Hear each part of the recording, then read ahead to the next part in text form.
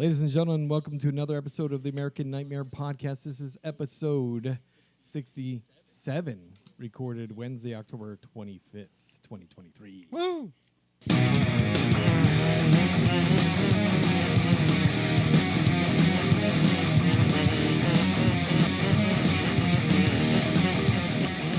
I don't know. Previously in this software, this Riverside FM software, when I click live, go live, it'll do the countdown. It makes all of us live, and it also puts the sound panel live. But now this time I did live, and the sound panel was still in preview mode. Yeah, and we didn't get the 3, 2, 1 like we've been getting either. God damn it! All right. Well, I want to start off this episode with a little bit of administrative information. So, I got a notification from Google. In the past, our podcast was in the Google Play Store, and a couple of years ago, they shut down the podcast section there, and they opened up an app called the Google Podcasts. But now, Google Podcasts is going away. What the fuck, man? Yes. So now I got a notification from Google saying, hey, by the way, Google Podcasts are going to be shut down in mid-2024. So in the future, we're going to set up a method for you to publish your RSS feed directly to YouTube. Apparently, they're moving all their audio streaming over to the YouTube platform. So just a heads up for anyone, and it looks like a bunch of people listen to us on Google Podcasts. I do. So That's where I listen to us. if you got Google Podcasts and you're a subscriber, there's at least 12 subscribers on Google Podcasts. You should go ahead and plan for listening to us on YouTube. Apparently, the new version of the YouTube software has streaming audio features, so it'll play in the background, and you can subscribe to our podcast there as soon as available. We do have a podcast channel. I have been putting older podcasts up there. It's a giant pain in the ass, but apparently Google says they're going to make it easier. I can just add my RSS feed that I already have for the published podcast episodes, and that should do it. So hopefully it'll be much easier. Lovely. All right. It was nice seeing you fellas Yeah. last week. Yeah, it was good hanging out. Got to watch this month's movie together, which was cool. Yeah, and actually there's quite a few people in the theater. You know, like Yeah. it was nice. Got to have some dinner, some drinks. Yep. All right. Let's get moving forward with the news. Yes. Michael Flanagan is adapting another Stephen King film, The Life of Chuck. I don't know that one. All right, so this Do you know anything about this comes from a book released in 2020, an anthology book called If It Bleeds. And in that series, we have Mr. Harrigan's Phone, which, of course, was made into a film last year. We have the story If It Bleeds, The Life of Chuck, and Rat. These are 4 stories in this anthology book. The Life of Chuck in the book is told in 3 parts, so I'm not exactly sure, and it wasn't said how Mike Flanagan's going to adapt this. Is it going to be 3 films, 3 series, or just one film? I don't know, but we'll see. I'm kind of excited by it because, you know, Mike Flanagan's films mostly have been very good. He's not batting 1,000, but he's darn near close to it. Yeah. I agree. Yeah. They announced the Yeah, cast it's a for it, good cast. too, and I think I saw Matthew Lillard's in it, and what's her face? Tom Hiddleston is going to play Chuck, Nice. and Loki. Mark Hamill is going to play the character of Albie. Nice. That I did see, so that's kind of cool. Yeah. Yeah. Netflix documentary The Devil on Trial, which exposes the dark reality behind the latest Conjuring film, continues to top the charts. It was released October 17th and immediately rocketed to the top spot of the Netflix documentary series, and it's still riding high on that list. That was the So what you're telling me is the documentary's better than the movie? That was the Devil Made Me Do It. The concept. documentary is better than the movie, most likely. Yeah, that I was don't The know Devil why Made Me that Do movie It. so That was bad. a Yeah, that was the worst of all the Conjuring films. Yeah, he didn't make you do it good, I guess. He just made you do it. Yeah. The Devil on Trial explores the first and only time demonic possession has been officially been used as a defense in a U.S. murder trial, including first-hand accounts, alleged devil possession, and shocking murder. The extraordinary story forces reflection on the fear of the unknown. Scary. Whoa. Yes. Caught me off guard there with that one. All right. There's been a lot of debate lately about The Thing, and this debate is heating up, baby. Let me tell you. I just read in Variety, there was an interview with John Carpenter, and they're really talking about the history of Halloween and such things. But when they brought up the question of the end of The Thing, who was The Thing, right? Mm-hmm. And a couple of weeks ago, there was an article that basically from the cinematographer that said, hey, you can tell by the look in the eyes, blah, blah, blah. There's a look of whatever, and it's, whatever. And John Carpenter basically says the cinematographer is full of shit.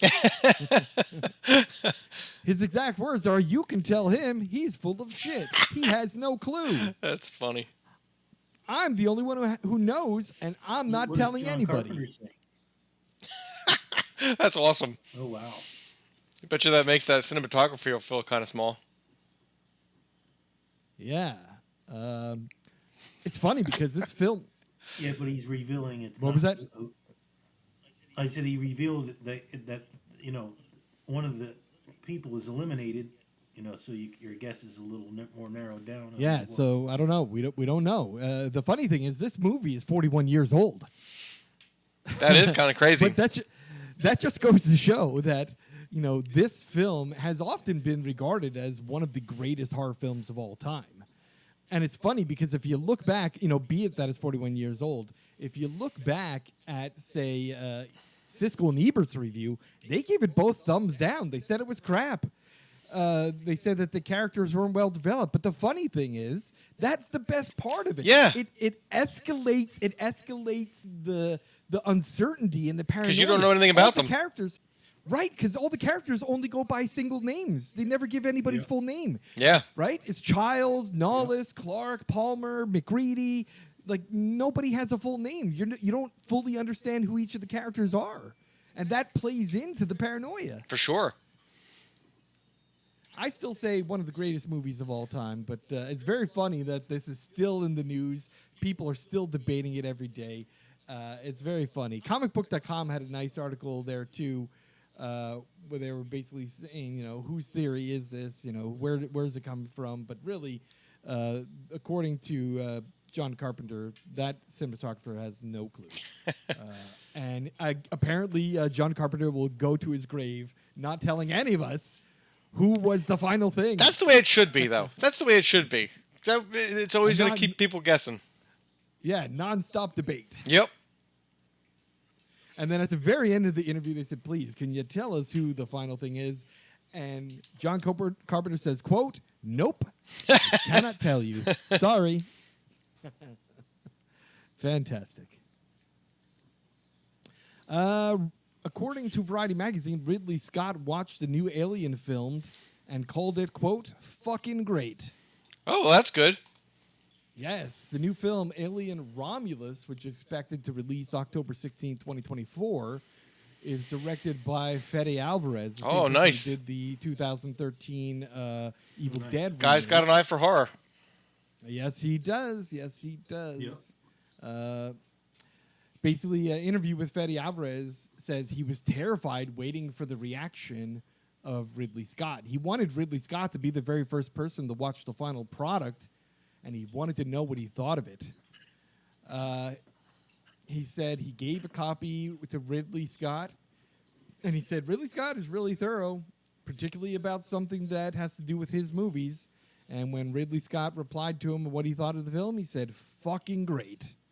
That's cool. So that's real cool. Good. Yeah, that's got to be a real boost to Fede Alvarez's ego to hear Ridley Scott say fucking great to one of his films. So For that's sure. awesome. Yep. Not like Stephen King, who says all the movies that are made off of his stories are great, and then some of them suck ass. Yeah. I'm like, what the hell? Well, he was at least honest with the Pet Cemetery bloodline. Yeah, he He was just said, well, they took some liberties. yeah.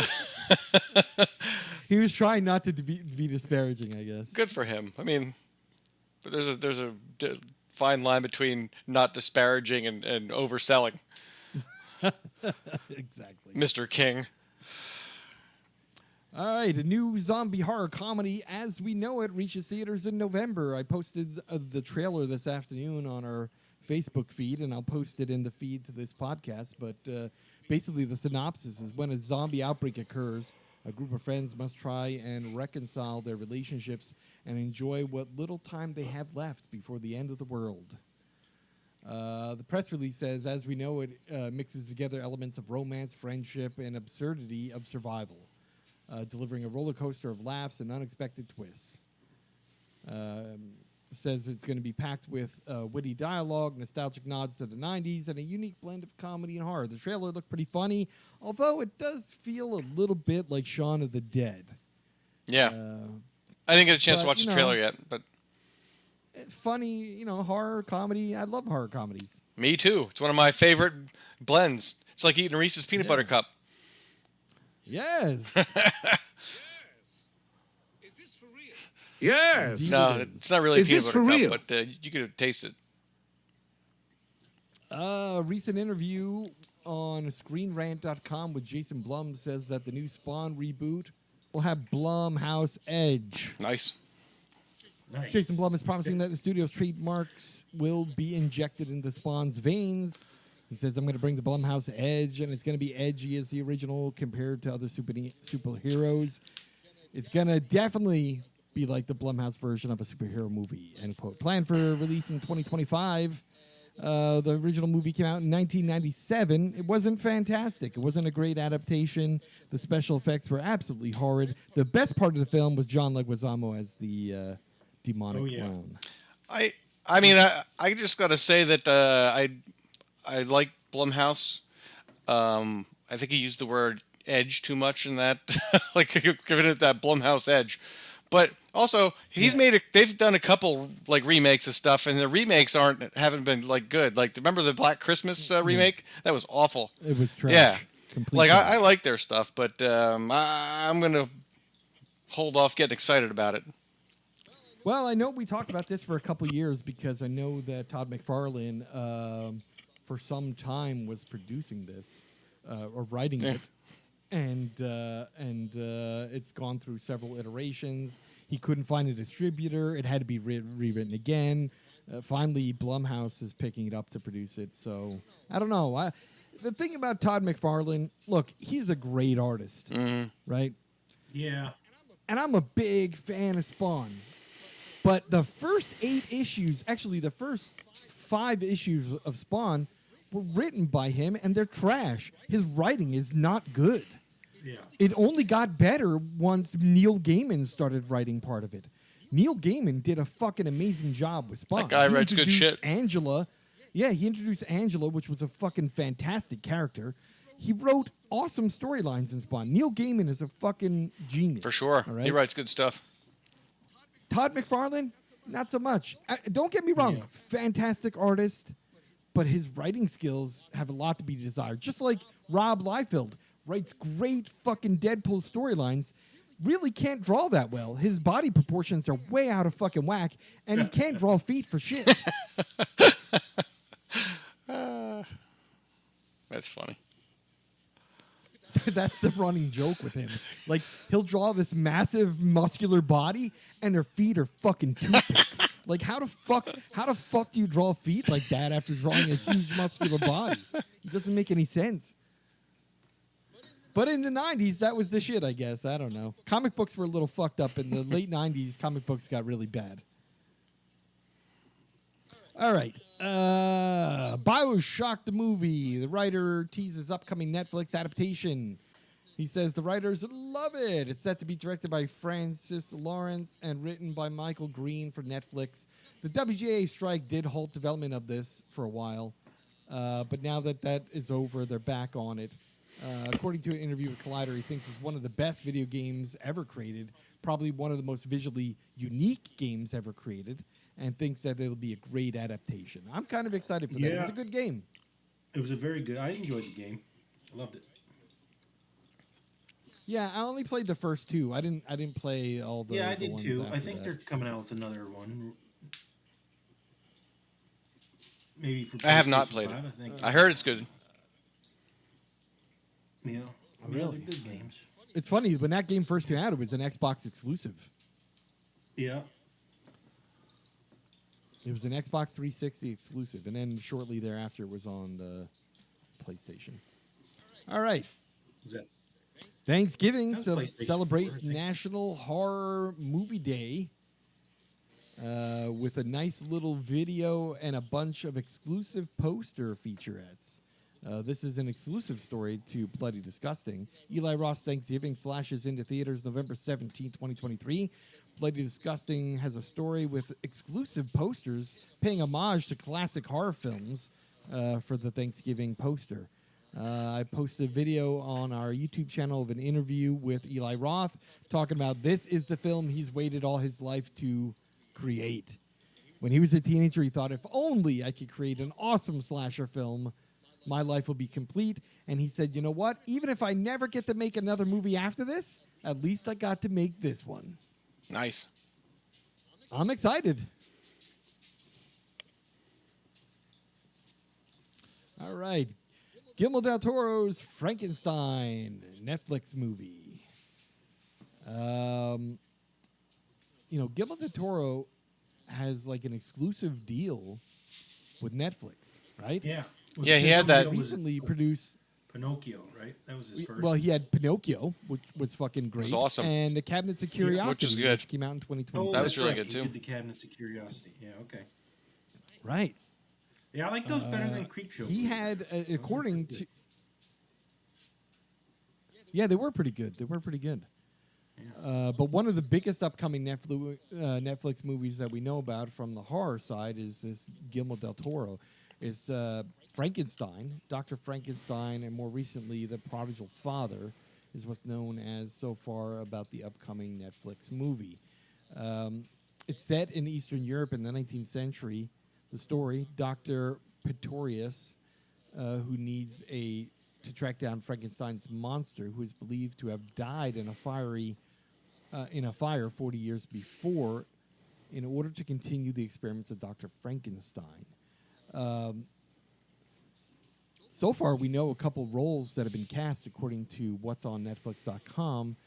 They're saying that Mia Goth will play the bride, Oscar Isaac will play the monster, Andrew Garfield will play the doctor, and Christoph Waltz is in the film with an unknown role. I wonder if he'll be like the inspector that is trying to figure out like where all the dead bodies are like going.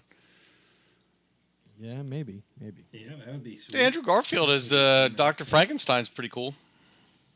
Yeah, that sounds pretty cool. I'm kind of excited for this. Guillermo del Toro does some great shit. So Yeah, I'm for expecting sure. Yeah. great things from this. And that's a good It cast. sounds like a really good. Oh, yeah. Hell yeah. Yeah. Top notch. I mean, we got a couple Oscar winners in this cast here. That's pretty awesome. And it should have been Oscar winner. And it should have been. You're absolutely right. Fucking Mia Goth. Let me tell you And something. Mia Goth. I made my sister did not see X, but I made her watch Pearl. What you call it? Pearl. My God, she was like, "What the fuck is this film?" I'm like, "Tell me, Mia Goth should not have gotten an Oscar for that." She sure should have. She should have saw X first. Yeah. You get a better I understanding. think the great thing about those two films is you don't really necessarily have to see them one after True. the other, or even linked. True.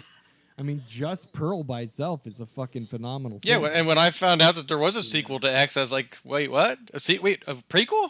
Did they need one? I mean, okay, cool. And then I was like, wow, it's Yeah. a good freaking movie.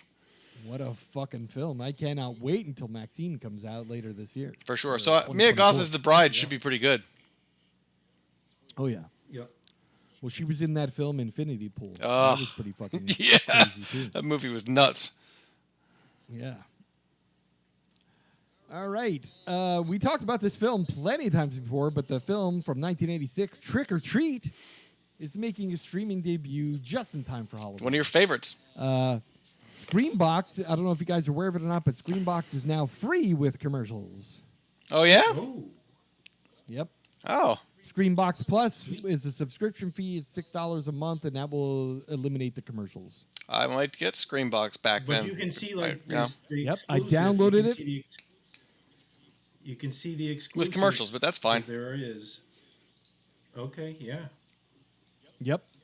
Yeah. I'm doing that Yep. as soon as we Oh, get off. commercials. I'm digging it. I'm digging it. They also have a live stream channel, so just like our favorite horror service, Shudder, they also have a live stream channel where you can just turn it on and watch whatever they're streaming. That's cool. So Trick or Treat will be released this Friday, October 27th, just in time That's for Trick or the Treat here. holiday season. We talked about a few weeks ago that the Blu-ray and 4K Ultra High Definition is going to be released later this year by Synapse Films. While you're waiting for that, go ahead and check it out this Friday on Screenbox. Check it out. All right. According to Cinema Blend, Cloverfield has a new sequel coming out to the original Cloverfield film. Huh. Wow. That's been a bunch of years since that first film, huh? Yeah, and then they had that Cloverfield Lane, which was kind of supposed to be like a prequel or something, right? Yeah, same universe storyline, Right. but not necessarily directly connected. Yeah. That was a good. One. And there was also that Cloverfield. What was that one that took place in space, which is part of the same universe too? I forget what that one. I don't was recall called. that It's a one. British film. It was exclusive to Netflix, maybe. I can't remember the name of it. But anyway, the information that Cinema Blend has is that Cloverfield's sequel, unlike the original film, will not be presented in a found footage style. Nice. Director Dan Trachtenberg revealed that the film is setting aside the anthology approach to be a direct sequel to the original film. He also said that it's going to be very cool, quote unquote. All right. Cloverfield All right. Paradox. was- We'll see. We'll see. That first film was pretty awesome. All right, that is all I have for horror news. You guys got anything? Just a few. I've been watching a lot of new horror stuff because it's October. Went and saw X in the theater. I think it's streaming now. Really good film. Nice. The Blackening. I just watched that last night. That came out this year. It's on Stars right now. That's pretty funny. Follow her. Really good on Paramount Plus. It's a social media commentary kind of thing. Yep. Chucky season 3 started. It's been really good. Yep. Yep. And Creepshow started this past week. I started watching Creepshow too. I And watched the that's first one. pleasing right now too. Yeah, the first one was really good, I thought. Yeah. Different. That one where the girl shows up at her house and like she's like trying to figure out that monster's it was funny, yeah. The Yeah. rat. Love it. Love it. Yeah, so that's it. I've just been watching a lot of horror recently. I saw, Excellent. Excellent. While Talk I to Me was too. in Pennsylvania visiting my sister, yeah, go ahead. Talk to me. Yeah, I watched Talk to Me. Highly recommend it. Yeah, good flick. I haven't seen it yet. It's on my list. It's a good flick. Where's it available at right now? Netflix? You have to still have to rent it, or is it available? No, it's like Yeah, I think Netflix or it's, Hulu. It's on a streaming service, I think. Okay. I don't remember which Maybe one. Hulu then, because I don't have Hulu.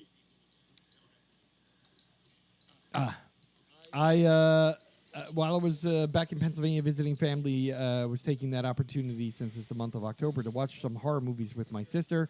We watched The Boogeyman, which was the Stephen King adaptation. I really enjoyed that. It was pretty good. You had Nice. to rent that one, Sal? No, it's on Hulu. Okay. Part of the Huluween collection. Oh, nice. Hulu. We also watched, as I mentioned before, Pearl, and we also watched on Hulu No One Will Save You, which was also very fucking good. Yeah.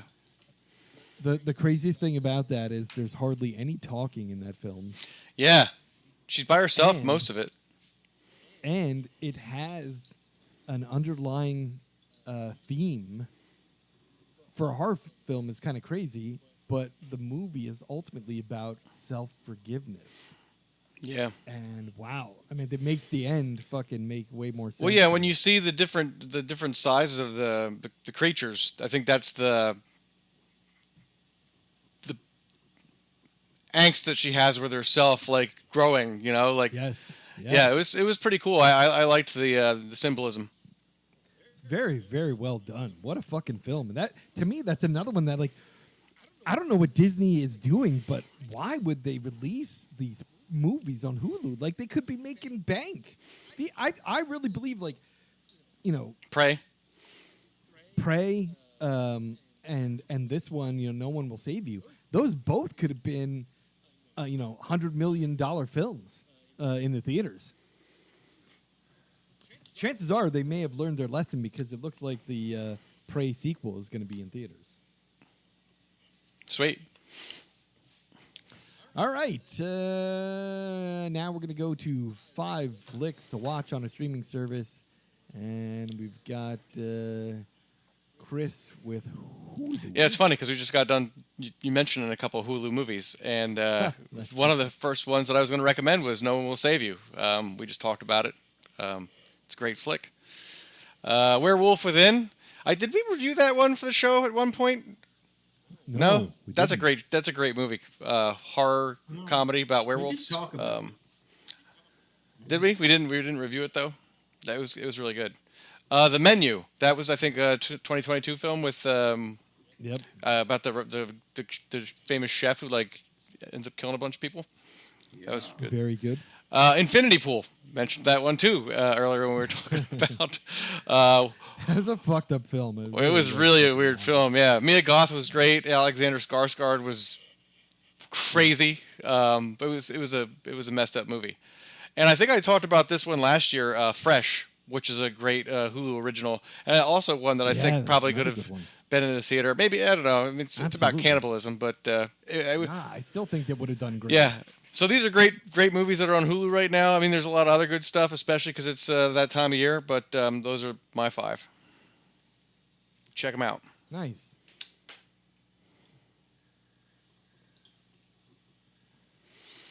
All right. Now, let's see. We have our top 5 lists. And this month's top 5 list is top 5 horror parodies or lampoons. And we go with Chris, Craig, Sal. Alrighty. So my number 5 is Transylvania 6-5000. It's a great 80s comedy horror. Michael Richards in that movie was just phenomenal. Like that butler guy that he played. A young Jeff Goldblum and Ed Begley. It was a fun movie. It was fucking great because Ed Begley was like the fall guy. And Goldblum was like the serious dude. Yeah. My number 4 is Onyx the Fortuitous and the Talisman of Souls. Nice. The one that we'll be reviewing a bit later, so I won't say anything else about it. My number 3, What We Do in the Shadows. Was a great vampire documentary movie that spawned an excellent series. That counts, right? It's like a parody, absolutely. right? Yeah. It's a vampire and documentary parody. Absolutely. Okay. My number 2 is Mel Brooks' Young Frankenstein. I loved that movie as a kid and watch it probably at least once a year. Amazing cast. Same here. Amazing cast. Great Mel Brooks film. And it's a good time. And this my number 1 is actually a movie that I've had on one of my lists previously. I think it might have been on my top horror comedy lists. Behind the Mask: The Rise of Leslie Vernon.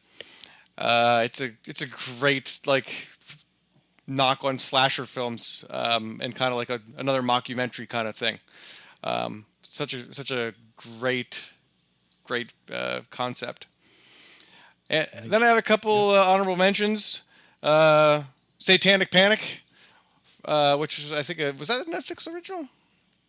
Yeah, and that's one we reviewed. Yeah, too. that was a good one. Rapture Palooza with Craig Robinson and Anna Kendrick. It's about the rapture and the Antichrist. Funny shit. That's it. Nice. Very good. Craig. Okay. Yes. All right, number 5. I went with 8-Legged Freaks. The spider movie. It's a good one. An homage to That the is a good atomic one. horrors back in the black and white where they used to put the giant lizards and spiders and stuff. Was that David Arquette? He was like the star of that, right? Yeah, he was in Yeah. that. Yeah, yeah. They were all stuck out in the desert. Yep. That was a good flick. Yep. Yeah. Number 4, I went with Young Frankenstein. So that one made the list. Nice. Nice. Again, I'll watch that at least once a year when it's on. Around this time of the year. Yep, same here. Number 3, I went with What We Do in the Shadows. Nice. Awesome vampire movie. That's both our number 3s. And television show. Yeah, the show's great. Equally is good. Yeah. Yes. Yep. Number 2, I went with another Yes. one of those HBO gems that I used to watch over and over. It was National Lampoon's Class Reunion. Oh yeah, I forgot about that one. Movie. That is a good one. Yeah, I think I did. Remember We it was, did like a Lizzie high school Borden one or something like. Yeah, that was a great movie. Yeah, Lizzie Borden High. But that one, Yep. that one HBO used to show a whole bunch, and I was a kid, and I was like, oh, cool, funny horror movie. Number it's 1 National was, Lampoon's. Student Bodies. Yep, number 1 was Student Another Bodies. good one. I forgot about that one. Another great one. Yeah, Great one. totally forgot about that one. Yep. Nice list. Any honorable mentions? Yeah, this is the end. I have.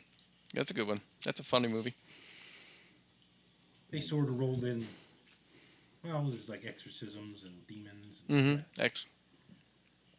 Aliens. and a few Oh, it was there. like a whole rapture thing. Yeah, and yeah. All that it was shit. Fantastic. End of the world, exorcism. Yeah. So that one's in for an honorable mention. Nice. Very good. Very good. Very good. All right. Let me give you my top 5. My top 5 parodies or lampoons. My number 5. Nobody had this on their list, and maybe it's because it's not really a great film, but I love it. Saturday the 14th. That's a good. It's a good movie. I mean, It really is not. that used to be great, on HBO a lot too. No. but I have such Yeah, nostalgia. Yeah. For this one. Yeah, I Yeah, think I I got- remembered it I so always much, and I thought went it to was watch it again as. Yeah.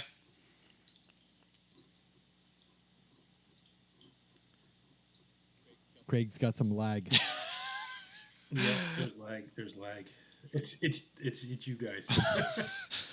Your video is all choppy. Your video is all choppy, Craig. You're chopping Well, up. no, there. it's saying you guys will feed when the internet connection gets better. It's pausing. It says when their connection gets better. Yeah, so. That's weird. Yeah, because we're both seeing the same thing with you. Yeah, ours. I see Chris. He's very clear, but yours gets blocky and then it freezes every couple. Yeah, seconds. and then whatever you're saying is like 2 or 3 seconds behind. But having some problems tonight. I wonder if it's because it's like October and it's some spooks or whatever, or like messing with. No, probably a lot of kids are, instead of playing outdoors in the dark, they're home Ah, yeah, there you go. playing games and on the net because it gets dark. So our Wi-Fi is getting divvied up amongst a bunch more like houses now. Thanks, you bastards. Your cable internet. Yeah. Your RCN. You both have RCN. Yep. Yes. I fucking hate cable internet. I hate my cable internet. All right. Sorry about that. Okay. Yeah. So Saturday the 14th is my number 5. I know it's not a fantastic film, but I love it. Fuck off. All right. My number 4. What We Do in the Shadows. Fucking fantastic film. Hell yeah. I remember seeing it when it came out. Like the week after it came out, I got it on streaming, and I thought it was the funniest film ever. And I started talking to people about it, and like, I've never heard of it. I go, you gotta watch it. You gotta watch it. It's fucking great. Yeah, you guys both turned me onto it. I had never seen it before. Yeah, very good film. My number 3, Tucker and Dale versus Evil. Oh, that is a good one. I forgot about that one too. Dude, I watch that film every year because it's fucking Yeah, great. it's a good role reversal. Absolutely. My number 2 is Transylvania 65000. Nice. I fucking love that film. Again, HBO, that thing during my childhood just played over and over. Smell and over this. again. It's good. Yes. It's good. Yes. It's good. It's good. Yes. I like when he does they shut the door and his legs. That's great. I fucking love that. And my number one, oh, we lost Craig. What the fuck happened? It must be us again. Oh, there he is. Craig, we lost you. What the hell happened? You okay? Yeah, I'm fine. My number one is Young Frankenstein. Again, we all have that on our list because I watch it every day. Yeah, It's fucking it good. is a great film. Love that film. I've got 3 honorable mentions. My first honorable mention is The Final Girls. Oh, that is a good I one. know It's a good it cast. was on a list. We've all had it on our list a couple times for a couple different selections, I'm sure. I forgot about that one too when I was writing this. Yep. My other honorable mention is Shaun of the Dead, Also a good one. which is also a great film. I have that one on Blu-ray, high definition or 4K, and Satanic Panic, which we reviewed that one because that is fucking hilarious. Jerry O'Connell. He's great. Yep. Yeah. The Satanic. Plays a Panic. good scumbag. He plays a good scumbag. Absolutely. Yeah. He's the horror movie scumbag guy. When you need that guy, you call Jerry O'Connell up. Yeah, What's yeah, that, Craig? Said, is the audio better? Is there a delay on it? No. Good. No, it seems good right now. Yeah, I think so. Okay. Yeah, it seems good right now. Your video is still like, you're like this. I'm Ethernet. I just connected. But to other than that, you're all right. Get off the internet, you kids. All right, let's go to our movie review. All right. As I mentioned at the beginning of the show, we got to watch this together, which was awesome. It's Onyx the Fortuitous and the Talisman of Souls. Special night, one night only, October 19th. Yeah, distributed by Fathom Events. So let's quick summarize the movie. The summary from their advertisement. The story follows a fledgling Satanist, Marcus J. Trilbury, also known as Onyx the Fortuitous, Slayer of the Bright Realm, as he attends once-in-a-lifetime ritual at his idol Batroc the Great's dark mansion. Once there, Marcus meets a group of other worshippers, as the group is led by Batroc and his assistants Farah into the series of rituals meant to better them. It becomes clear that their intentions are more nefarious. As his new friends are losing the battle to keep their souls, a question of great destiny looms over Onyx's head. Is he doomed to be a nobody, or is he the only one that can defeat Batroc and save his friends from damnation? I don't know. I don't know. The genre is comedy, horror, action, English language. The director is Andrew Bowser, who is also Onyx the Fortuitous. Produced by Clark Baker, Michael Mobley, Olivia Taylor-Dudley, Andrew Bowser, and written by Andrew Bowser. It was exclusively in theaters October 19th for a limited run, distributed by Fathom Events. Runtime is 1 hour and 50 minutes, produced by Greenery Studios. It got a 98% of Rotten Tomatoes audience scores. Nice. All right, so this film is based on the character created by Andrew Bowser, Onyx the Fortuitous, the Slayer of the Bright Realm, which he started out making little joke videos with this character a couple of years ago, probably about 10 years ago, right? I think the first one was during the Satanic Temple statue's original release in, where was that? It was like Detroit or Chicago or something. Yeah, I don't remember exactly where it was, but I remember what we were talking about. They put it next. But he's used that character a bunch of times for a bunch of parody news interview stuff. One was like an Arby's car crash. One was a sinkhole opening up in the middle of the street in some town that he claimed was the sinkhole from the dark realm. Satan, Lucifer was going to rise out of that hole. And I love the way he goes into his rants. This film also starred some of our favorite B-movie horror actors. For sure. Jeffrey Combs. Barbara and, Crampton. Barbara Crampton. Which still looks super foxy. She does, man. She sure does. She doesn't look like she's aged a bit. Nah, she really looks good. But what a great, first of all, what a great cast. A lot of those actors were really fucking great. Yeah. And I will say Jeffrey Combs fucking kicked ass in Yeah, this him as film. Bartok was great. Like I was like, man, that was just Yeah. a great role for him. Really enjoyed it. It kind Yeah, it took me a of little bit matched up to the to, roles that he's played. Yeah, it took me a little bit to realize it was him, and then I put the voice. Obviously, he's got a pretty unique voice. Yeah, and then you catch some of the mannerisms that you know, his facial stuff that happens when people look certain ways. I always think about the Frighteners, the role that he played as a satanic cult infiltrator from the FBI. It was fucking wild. That was a wild role. But this kind of reminded me of that in a little bit, little ways. For sure.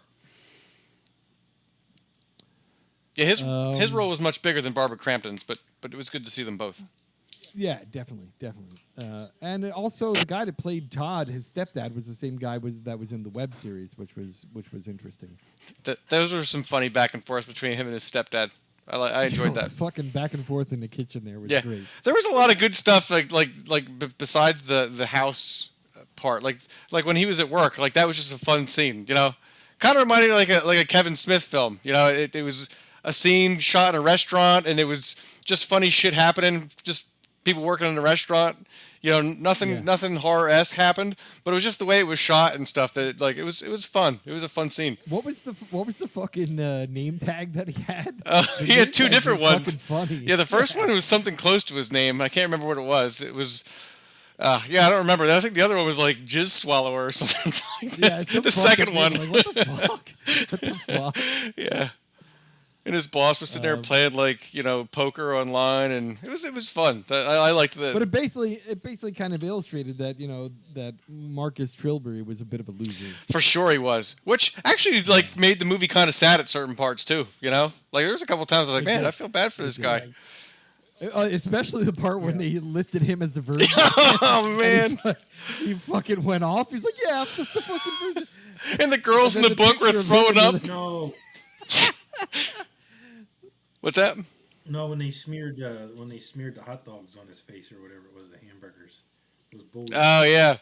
That was. Oh, and then he went home and just laid in bed and kind of cried. I felt bad at that scene. I was like, man, poor bastard. Yeah. So before we go into too many details and spoil everything, I just want to say we're going to talk spoilers now. So if you haven't watched it, I don't know where you're going to watch it. I'm sorry. Yeah, it hasn't been distributed on streaming yet because. I think my understanding is that it's going to go to Screambox. Yeah. Correct. Yeah, Bloody Disgusting was one of the sponsors of it. So my understanding is it will wind up on Screambox. Oh, that's good. Point. Yeah, I think it made like 182,000. That was it. Yeah, and I think he said they spent 100,000 on that film. Really? Okay. Yeah. Most of it was probably on the special effects. Yeah, I'll say this much: the special effects were practical effects, and they were fucking great. They were really good. Like whoever the puppeteer was. The puppeteer. Yeah, even the demon. Too. Yeah, I mean. Yeah, they picked the demon location. outside of his work when he had the nightmare about the demon, and the fucking meat boy that looked like a garbage. Yeah, kid, that was funny shit. The meat boy made out of ground hamburger was pretty fucking funny too. He was angry, that little guy. Yeah, he was a little pissed off pile of meat, wasn't he? But even the ghouls that everyone turned into a ghoul was all puppeteers. Yeah, it was pretty funny. Their faces reminded me kind of from Beetlejuice when they start shrinking when they're doing the ceremony. Yeah, they kind of had that look to them. Yeah. So I mean, so the film starts out with him at home. You get an idea of him at work, him at home, being a loser. Then he enters the contest to be part of that satanic ritual. The one thing I noticed too, and I don't know if it was intentional or not, but the scene when they go back to when he goes into the demon, the box demon. That box demon was cool. And the box demon tells you a truth that you're not willing to accept in your life, and everyone that came out crying or upset. And when he was in there, it showed how he learned to say, "I don't know," because when his dad left him. He said to his dad, "When are you going to be back?" He goes, "I don't know." But his dad was Jeffrey Combs also. Oh, was it? I don't know if that means that Bartok is his father. Or it was just that Jeffrey Combs was playing multiple characters. I don't know. I don't know. I don't know. But yeah, so that was pretty interesting. The box demon was interesting. The part where they were trying to, figure out what was really going on, and he raised his hand and he goes, "I gotta take a shit." Like right now. I was like, all right, that's pretty fucking blunt there. Maybe he's got autism or something. He doesn't know how to behave. I gotta take a shit. Right now. And he brought that lunchbox full of battle cats. There's some other shit in there. He had And like tiny juice or wine. something in there too. Oh, tiny wine. That's what it was. And tiny wines. Yeah, Yeah, there was a Yeah, bunch that's of funny weird because he did these interviews a couple of years ago where he drinks tiny wines to get drunk. And then that girl asked him, "Is that all you packed?" He goes, "Is that everything I need?" I don't know. Yeah, it was funny because like they were all drinking that green stuff at the table, and he wasn't drinking it because he didn't like, and that was Yeah, what was keeping them from. That was It was absinthe, and they must have put some potion in or something to make them obey. Yeah. But also, the gem that they were wearing around their neck, he took his off and never put it back on. yeah, that's right, and he could see them then when they were like the ghouls. That they were ghouls, and that's why when he was drinking the green juice, the absinthe, he said, "That girl's a ghoul." That girl's a ghoul. And everyone's like, "Huh?" Everyone else still had their their necklace on, their gem. Yeah. Yeah. Yeah, he could see. Yeah, I mean, could there see- was a lot of. Yeah, go ahead. I said he could see who was a ghoul. Yeah. Overall, I think the film was really, really good. I was I this is not the first time I watched it. I actually watched it during the Sundance Festival, Sundance Film Festival last year. Cool. I remember that. You said it was good. Yeah, and I enjoyed it. I thought it was definitely worth a couple bucks I paid to be able to see it. Yeah, I definitely think it's a movie I would watch again. It the was. version- Yeah, same version. Yeah, yeah, Same version. yeah. He I don't know if he won any awards for that. Let me check. It'd be interesting to see. Yeah, I enjoyed the film. There was a lot about it that I thought was good. I think an hour and 50 minutes was a hair too long.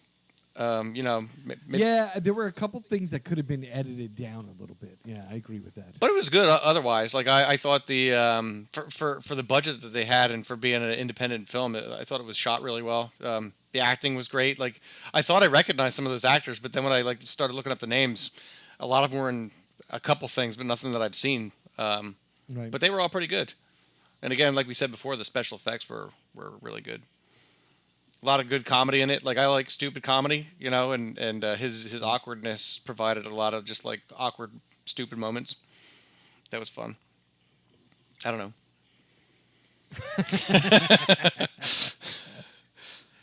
Dude, that's just too much. It's too much. I don't know.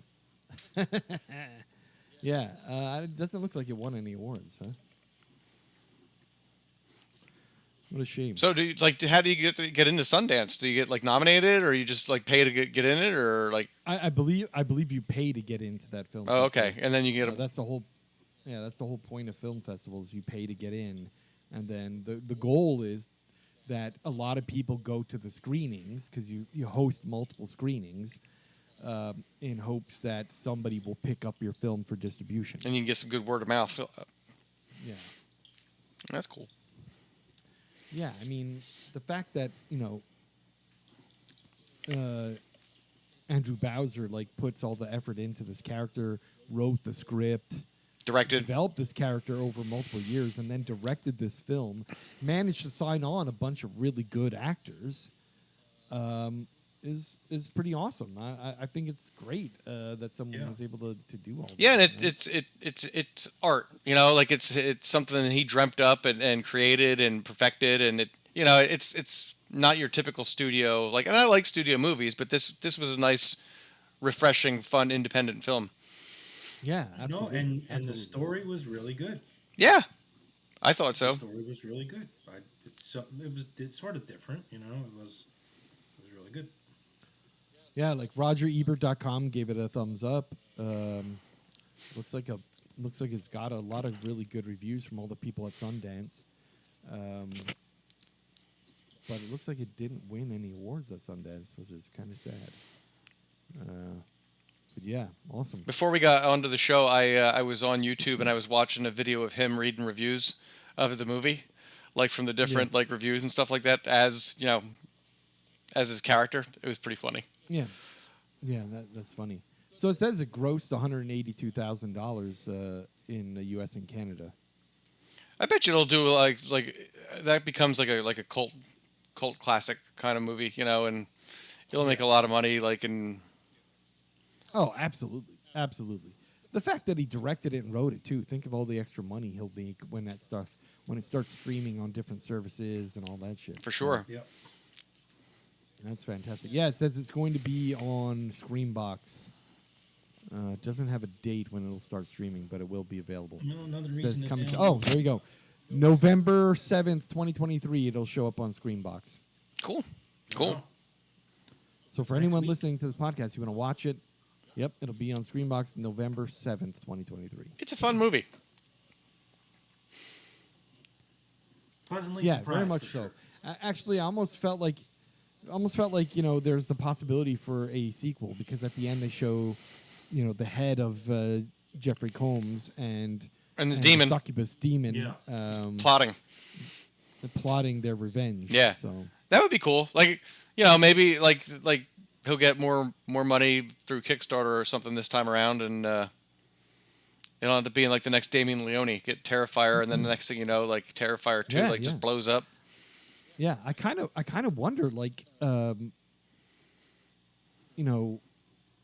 how much money he's going to get out of Screambox for this. Like, I wonder what Screambox pays to be the exclusive I don't know. streamer of it. It's a good question. I I don't know. I don't know. For now on, every time you say, I don't know, he's got to be, I don't know. I don't know. Yeah, so I'm just looking up. It looks like he has directed 1, 2, 3, 4, 5, 6, 7, 8, 9, 10, 11, 12, 13, 14, 15, 16 independent films. Wow. Most of them are shorts. Some of them are full-length films. Interesting.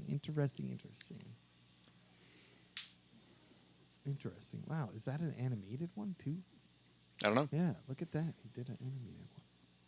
Oh, he did one. He also did a film that was like Chucky called Little Willie. 17-minute short film, Little Willie. And fucking Adrienne Barbeau stars in it. What the fuck? What? Man, he's What the shit? He's rubbing elbows with all the horror fucking yeah, he is. royalty. What the Yeah, he shit? is. I don't know. I can't fucking take it. I don't know. Oh shit, he did a Marvel short story too. What the fuck? Marvel's long story short. He directed and wow, that's fucking awesome. Real cool. Long story short, featuring Doc Ock, Deadpool, Norman Osborn, narrated by Andrew Bowser and directed by Andrew Bowser. That's fucking nuts. You have to try and find that one. Yeah. Yeah, it said, wow, that's 7 episodes. Did he direct all of them? Hold on, wait a minute. Yeah, what the fuck? Nice. Wow, that was a Marvel web series. What the shit? Yeah, so I thoroughly enjoyed the film. I would watch it again. I think I know it's not available on Blu-ray except for the people that paid the Patreon to get it. But if it comes out on Blu-ray, I will buy it. Yeah, I really enjoyed it. it's- I'd definitely watch it again. It definitely will be in Yeah, the you- collection of my cult classics because I See believe some it will stuff become a that you cult missed the classic. first time, I think, for sure, too. Absolutely. Like I said, there were a couple things that the editor could have probably trimmed a couple things on there that ran a little long in the tooth. But otherwise, great film. Definitely worth watching. And personally, let's say I'll give it 3.5 stars. That's where I was going too. 3.5. 3.5 out of 5. Yeah. I don't know. Yep, that works. 3.5. Yeah. I don't know. All right, there you go. So Yes. let's, 3.5 all wrap around? up. Yep, 3.5 all the way around. So we give it an American Nightmare, 3.5 stars. Go see it when you can. It's fun. Yeah. Check it out on Screenbox. Screambox, November 7th. Let's take a moment and once again thank our audience for listening to the American Nightmare podcast. We really appreciate you. Please send us your feedback, your emails. Thank you for the last two from our listeners talking about our shitty audio. Thanks for harassing me. That's awesome. Sorry about that. One of those emails was from somebody that didn't like it. And also, by the way, when I visited my son, he listens to our podcast, and he goes, you know what? The audio was fucking shit in the last two. I'm like, yeah, thanks, son. Thanks for that. I tried to fix it. I'm not a fucking audio engineer. I tried. We do this as a hobby, not as a job. Stupid new computer. No, new computer, old computer. All right, your new computer. Yeah. And hopefully Craig's issues get resolved. Your latency is bad today. What's going on? All right. That's what she said. So thanks, everyone. Remember, you can email us at feedback@the-american-nightmare.com, or you could visit us at our website, the-american-nightmare.com, and click the feedback button there. Also, something new, we've got a voicemail line, 562-247-5855. Call and leave us a voicemail review and or, No threatening messages, please. feedback. You know what? Tell us whatever you want to tell us. And if you're lucky and we find it as something we want to share, we're going to play it on the podcast. So just keep that in mind. If you leave a voicemail, we may play it on the podcast. 562-247-5855. Call and leave us a voicemail with some feedback, some recommendations. Tell us a movie that you want us to watch or a review or a top 5 list that you think we should be doing. Or if you want to play a game or, ask us what our favorite scary movie is or anything creepy like that. Breathe heavy. Yes, whatever you do, don't call and just breathe heavy. You can breathe heavy, but also talk. Thank you. All right. Thanks, everyone, once again, and we will see you next month. Peace. All right. Happy Halloween.